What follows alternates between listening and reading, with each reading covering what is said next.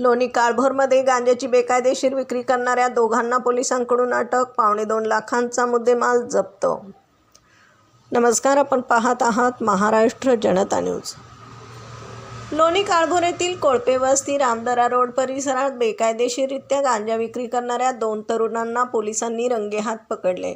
पोलिसांनी शुभम भाऊसाहेब बरकडे आणि गौरव जाधव यांना ताब्यात घेतले.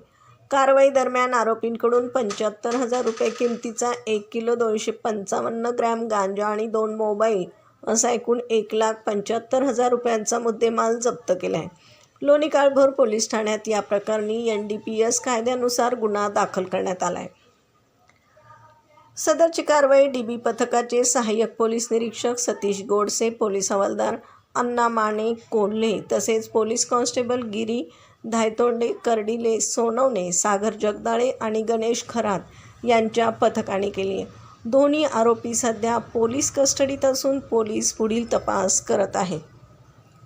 प्रतिनिधीसह महाराष्ट्र जनता न्यूज, पुणे.